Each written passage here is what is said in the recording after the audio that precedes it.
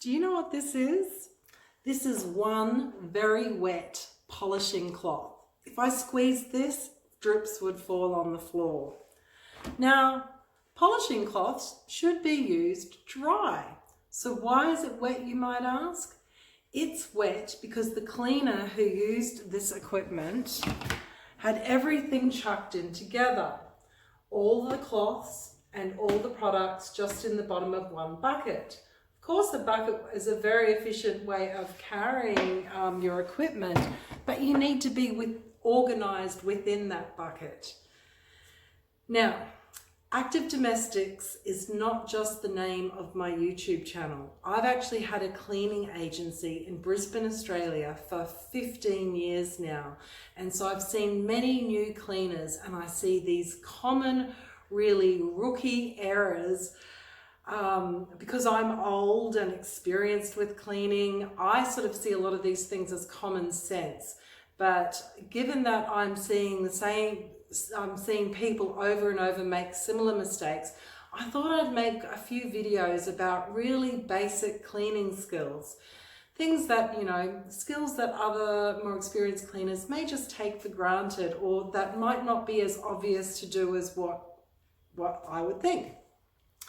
Now, so one of the things that you can do when you are carrying your cloths is keep a couple of plastic bags or something with you. Like I'll actually keep all my cloths in a separate bag or a separate bucket, all my clean ones. And then as soon as I've used a cloth, I'll put it like in a plastic bag or in a separate bucket.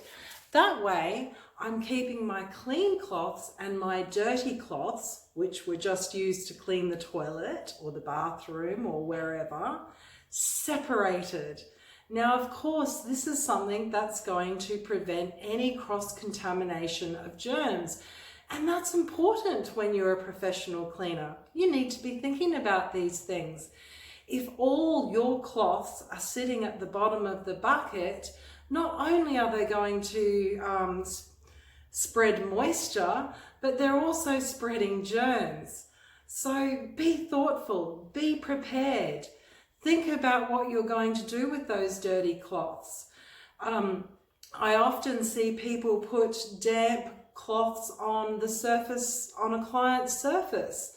Now, if that surface is wood or marble or some kind of natural stone, it could actually discolor really, really quickly based on just moisture alone, or because of the cleaning products that you were using in that cloth. It doesn't matter if your cloth is rinsed out, it's still going to contain some of that product and everything still in it. So you never, ever put a dirty, damp cloth on the client's surface. You need to always have a bag with you so that you are putting your dirty cloths into it. I'll sometimes have a bag that I'll just hang on a doorway if I don't want to carry a bucket with me. And that way, every room I go into, I can just take that bag with me and, it's nice and organized. So yeah, there's all these different things you need to think of as a cleaner, because the last thing you want to do is cause damage, and you have to just be thoughtful and come prepared. The other thing I see some cleaners do is not turn up with any gear. Now picture this. Imagine if you called an electrician or a plumber and they turned up and they didn't have any tools with them. You would not have any confidence in their professional skills or abilities, and you'd probably just want them to leave so you can call someone else. So you don't want to turn up to a cleaning job without any cleaning gear. Even if you have made arrangements to use the client's vacuum cleaner and mop, you still actually have to come prepared with clean, fresh cloths, multiple clean, fresh cloths. And also you need to have some basic cleaning products that you're really familiar with. You need to have taken the time before you get the job to read the backs of the bottles and actually know what surfaces those products are useful for and what surfaces they might damage. You're also going to want to know how much to use. I often see people just putting in a little bit of floor cleaner without looking at the back and knowing how much they need to use. Unless you're using the right amount of product, then your products are not then helping you to do the job.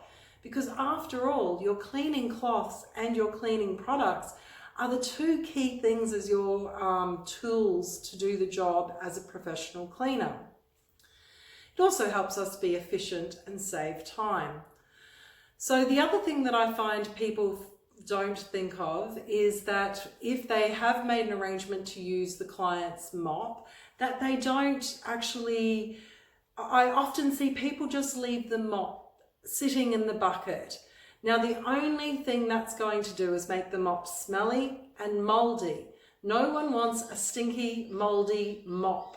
So it needs to be dried. I mean, before you think about drying it, of course, after you've finished mopping the client's house, you will then tip the water out, refill it with hot water, rinse the mop really, really well. Sometimes you might need to do that twice, and then squeeze it out very well and either leave it in such a way that the mop is sort of hanging over the bucket like that so that the mop strands can dry, or put it outside somewhere in an appropriate place so that the mop can dry. You need to look after these tools. And of course, when you're turning up to a job, when you do bring all your equipment, make sure your own mop and equipment is clean and tidy and ready to be used in someone else's house. All these things are really important. The other big rookie error I see people do is they tell me they know how to clean. And I know I've said this before, but you've got no idea how often I see this, is where they go to use a vacuum cleaner and they haven't extended the pole properly. So they're using the vacuum cleaner all bent over like this. Now, that's such a bad look. Not only is it bad for your own back, it's actually a really bad look. Don't do that. Some of the vacuum cleaners have got buttons to press and then extend. Sometimes you have to turn something. Sometimes they're two separate pieces and you've got to put them together. It's up to you to figure it out.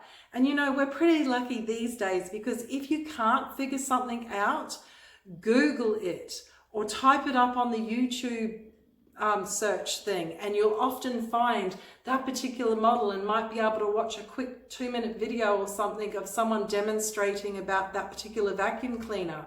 Just find out how to use it properly so that you maintain your look of professionalism and you look like you know how to use a vacuum cleaner. Because when I see people doing that, my immediate thing is, oh my God, they've barely used a vacuum cleaner if they think that's, okay to do that. What's another thing that I notice? Let me see. There's always so many different things.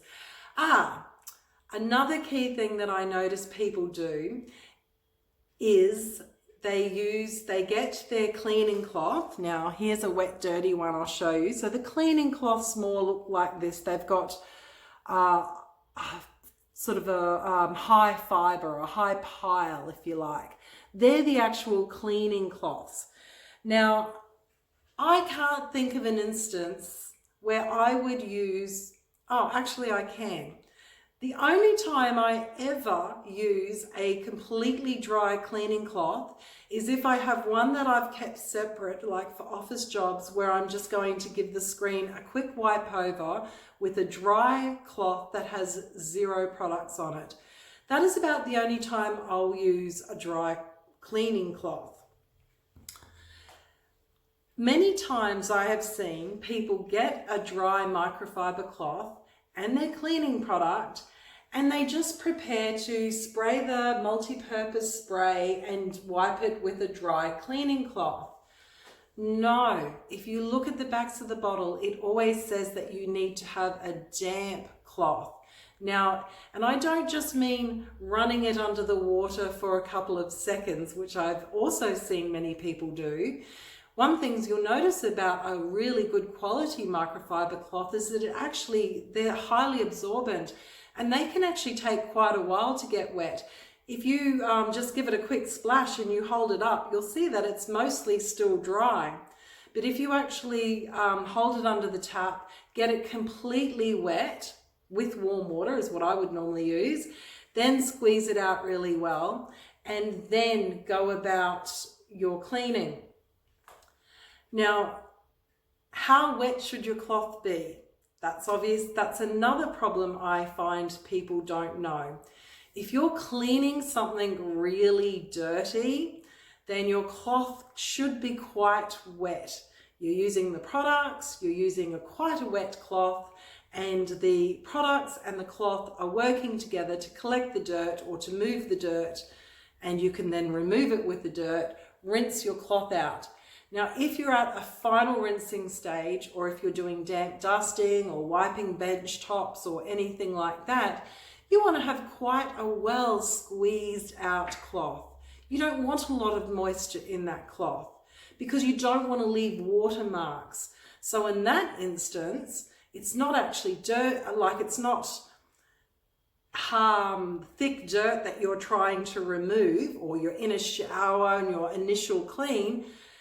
You want to have the well squeezed out cloth when you've already rinsed and you're just polishing things up a little bit more, or if you're just wiping surfaces that really aren't that dirty, you're just giving them a hygiene wipe. So consider these things, because they may be really little things, but they are the subtle little skills of cleaners that I notice that people commonly do, and they're just the real very, very basic components of being a cleaner. The other thing that I'd like to remind you all is that you have to, when you're on a job, think to yourself, when you think, oh, should I do this or should I do that? Like, just say you're at an office job and you see rubbish around. You got to think to yourself, well, if it's not the cleaner's job, whose job would it be to do this? People will do the obvious things, but they don't always do the, that little extended bit where they're looking out for a little bit of rubbish here or tidying something up here. It's a bit like when you finish vacuum cleaning or mopping, you're putting all the chairs neatly back into place and they're not all crooked, or you're replacing mats and making sure that you are just putting things back. No, it takes a little time to get to know the place, but as you do get to know a place, you want to make sure you put things back. So anyway, there's my number of points for new cleaners. New cleaners, take the time to learn. Cleaning is not just easy. It's easy to cause damage if you don't know what you're doing, but that's about the only thing that's easy about cleaning. You want to do a good job, then find out some information, read the backs of the bottles, learn to use your tools properly and safely. And then it makes your life a lot easier. So thank you so much for watching, and please subscribe if you haven't already. So thank you. See you later.